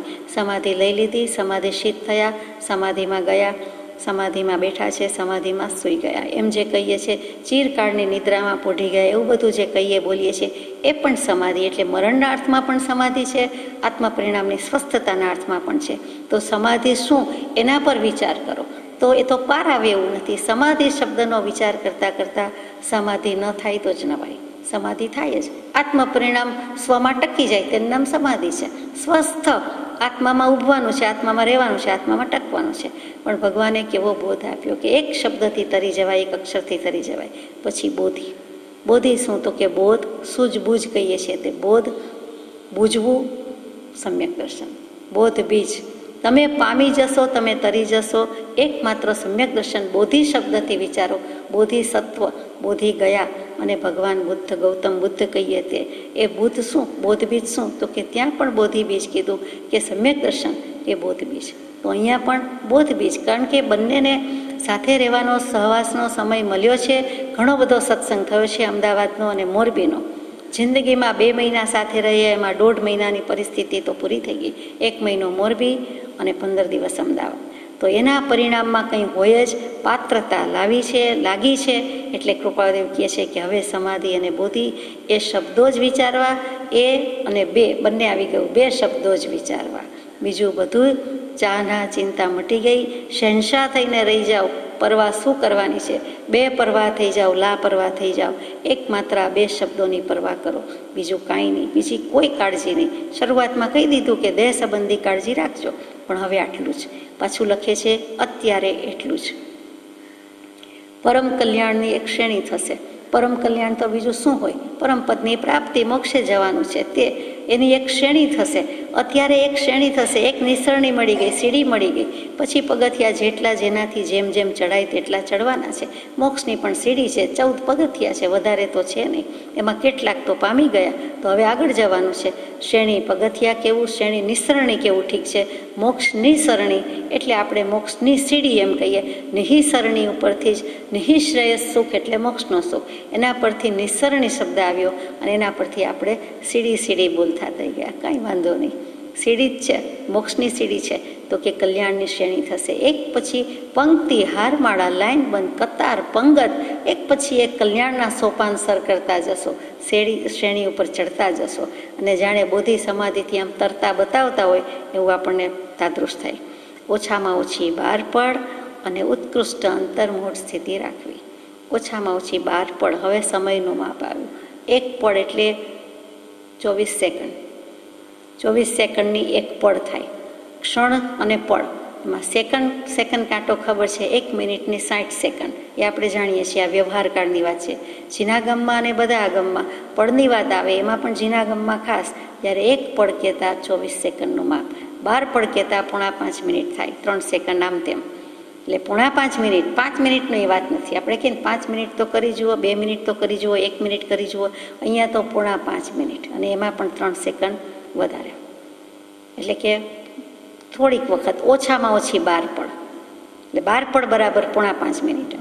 અને ઉત્કૃષ્ટ અંતર્મુહૂર્ત સ્થિતિ રાખવી. બની શકે તો 48 મિનિટ સુધી જો એ સ્થિતિ થઈ જાય તો કેવલ જ્ઞાનની પ્રાપ્તિ થઈ જાય. નહીં તો જેટલો સમય રહેવાય તેટલો સમય પણ આવી રીતે નિર્વિકલ્પ દશામાં સ્થિર ઉપયોગપૂર્વક આલંબન વિના પોતાનું જ આલંબન બોધિ સમાધિ શબ્દો ચિંતવતા જીવ નિર્વિકલ્પ થઈ જાય તો કોનો ઉપયોગ ક્યાં છે? તો કે સ્થિર ઉપયોગ છે. ન અન્ય આલંબન એકતામાં એકત્વ ભાવ છે. પોતે શુદ્ધાત્મા, પોતે પરમાત્મા, પોતે ધ્યાનમાં, પોતે ધ્યાતા ધ્યાન ધ્યેયની જે કંઈ ભેદરેખા છે એ પાતળી પડી ગઈ. એટલે કે નષ્ટ થઈ ગઈ, કંઈ રહ્યું જ નહીં, કંઈ અસ્તિત્વ જ ન રહ્યું. માત્ર પોતાનું અસ્તિત્વ હયાતી અરહંત સ્વરૂપ હોય તેમ. તો એ પોતે જ શુદ્ધાત્મા, દુનિયા કાંઈ જ નહીં, રૂલી ગઈ, ડૂબી ગઈ. તો થયું શું? તો કે ત્યાં નિર્વિકલ્પ સ્વરૂપ થયો, અજર અમર અવિનાશી દેહાતીત સ્વરૂપ, નિર્વિકલ્પ સ્વરૂપ. જે બોધ છે, કોઈ પણ જ્ઞાની પુરુષનો બોધ, કોઈને પણ મોક્ષે જવું છે તો, અને સાથે સાથે આપણે આરાધ્ય દેવ, પરમ કૃપાળુ દેવ, એનો બોધ એટલો જ છે આમ જુઓ તો, કે જે સ્વરૂપ છે નિર્વિકલ્પ તેની પ્રાપ્તિ કરો. થોટલેસ સ્ટેજમાં મુકાવ, અને તે જ મોક્ષ સ્વરૂપ છે. ત્યાં તો પછી મોક્ષમાં જઈને બેસવાનું છે. અહીંયા જેટલો સમય, જેટલી સેકન્ડ, મિનિટ, આ થોટલેસ સ્ટેજ, આ નિર્વિચાર દશા, નિર્વિકાર દશા, અને એ બંનેનો સરવાળો ગણો એટલે ત્યાં નિર્વિકલ્પ સ્વરૂપ છે. ત્યાં સવિચાર સમાધિ પણ હોય, નિર્વિચાર સમાધિ હોય. નિર્વિકલ્પતામાં એ નથી. એટલે અહીંયા સવિચાર અવિચાર બંને લઈ લીધું. શુક્લ ધ્યાનનો પહેલો ભાંગો પણ એ જ છે, પૃથક્ત્વ વિતર્ક વિચાર અને એકત્વ વિતર્ક સવિચાર. એકમાં સવિચાર છે, પહેલામાં વિચાર સહિત કીધું, બીજામાં અવિચાર એટલે કે વિચાર વિના કીધું. આટલો જ ફરક છે, જાજો ફરક નથી. પણ એકમાંથી 2 પર ગયા, એટલે કે બીજું પગથિયું ચડ્યા. તો અહીંયા પણ એમ કહી દીધું કે પરમ કલ્યાણની એક શ્રેણી થશે. જુઓ, સંપ્રજ્ઞાત સમાધિ આવે, અસંપ્રજ્ઞાત સમાધિ આવે, સવિકલ્પ સમાધિ આવે, નિર્વિકલ્પ સમાધિ આવે, સબીજ સમાધિ, નિરાલંબ નિર્બીજ સમાધિ, સગુણ નિર્ગુણ, આ બધા શબ્દો તોડી નાખ્યા. પતંજલિ ઋષિએ લખવામાં બાકી રાખ્યું નથી, હેમચંદ્રાચાર્યજીએ પણ લખવામાં બાકી રાખ્યું નથી. હરિભદ્ર સુરીજીએ તો કેટલાય શાસ્ત્રો લખ્યા, 1444 ગ્રંથ નાના મોટા લખ્યા. તેમાં યોગ ઉપર, યોગથી શરૂ થતા હોય એવા પાછા અનેક ગ્રંથ લખ્યા. યોગ શું? આપણને દ્રવ્ય પ્રાણાયામ લાગે. યોગ પરમાત્મા સાથે જોડાણ કરાવે તે યોગ. ઉપયોગ અને યોગ બે પાસેથી જ કામ લેવાનું છે. મન વચન કાયા છે, આપણો આત્માનો ઉપયોગ છે, એનાથી યોગ સાધી લેવાનો છે. પરમાત્મા યોગ સાથે એકતા કરી લેવાની છે. અહીંયા ઓછામાં ઓછી 12 પળ ઉત્કૃષ્ટ અંતર્મુખ સ્થિતિ રાખવાની વાત છે. અને લિખિત અંગમાં વિનીત રાયચંદ. અહીંયા પરમ કૃપાળુ દેવે પહેલી વાર પ્રણામ લખ્યું નથી જુઠાભાઈને.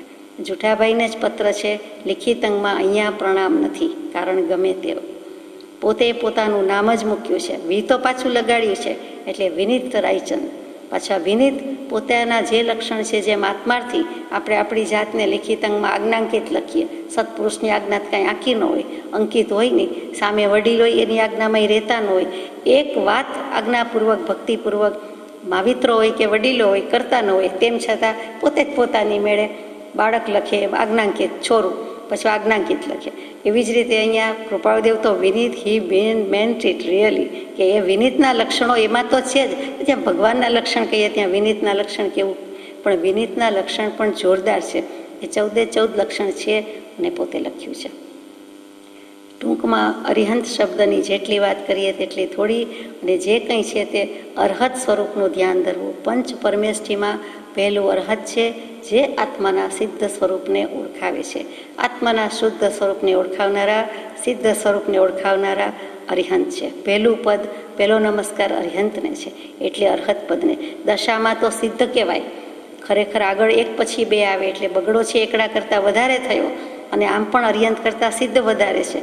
કેમ કે ઘનઘાતી કર્મનો ક્ષય, ઘાતી કર્મનો ક્ષય, અઘાતી કર્મનો ક્ષય, 8 આત્માના મુખ્ય ગુણ પ્રગટાવી દીધા, વગેરે વગેરે.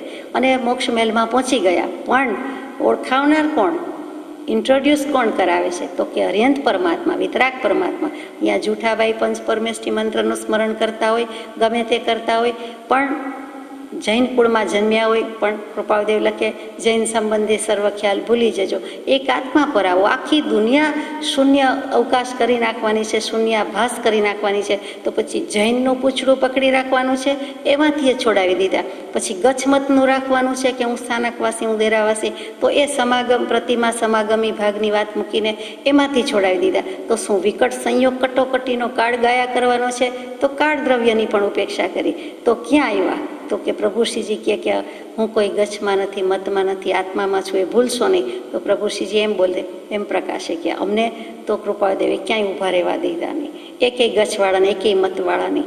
એટલે જૈનના સિદ્ધાંતો, દર્શન બધું બરાબર, પણ એક આત્મા, એક તત્વ ઉપર આ લાવીને ઊભા રાખી દીધા છે. એટલે અહીંયા ગચ્છમતના પૂછડા તેને સદવ્યવહાર એમ ચોખ્ખું કહી દીધું. અને છેલ્લે નિશ્ચય એક કરાવ્યો, તે અર્હત સ્વરૂપનું ચિંતન કરવું. અહીંયા ઘણું જ બોધાત્મક કૃપાળદેવે લખી દીધું છે. પોતે 10 વૈકાલિકજી વાંચે છે, મનન કરે છે એમ લખ્યું છે. હવે મનન તો એમને કરવાનું જેટલો સમય કરે એટલું, વાંચતા તો કંઈ વાર નથી. એક જરાક વારમાં એક શ્લોક વાંચતા 1000 શાસ્ત્રમાં ઉપયોગ ફરી વળે છે, એવી તો લબ્ધિ છે, શક્તિ છે. પણ તેના અંતે 10 વૈકાલિકજીમાં તો આચાર વિચારનું વર્ણન આવે છે, પણ અહીંયા તો એમને ધ્યાનસ્થ અવસ્થા સૂચવી છે કે આમ તમે ગમે તેમ કરીને પણ પોતે પોતાના માર્યો. કાંઈ બોલવું ચાલવું ન હોય તો કાંઈ નહીં, શાંતિથી શયન કરીને શું કરવાનું? જે જાણતો અરહંતને દ્રવ્ય ગુણને પર્યાયથી, તે જાણતો નિજ આત્મને તસુ મોહ પામે લય ખરે. અહીંયા મોહ ક્ષય કરવો છે, મોહનો લય કરવો છે, અંતર્મુખ અવલોકવા માટે અને કૃપાળદેવ પ્રત્યેનો મોહરાગ ઓછો કરાવવો છે. તો અર્હત સ્વરૂપનું ચિંતન કરવું, સજાત્મ સ્વરૂપ પરમ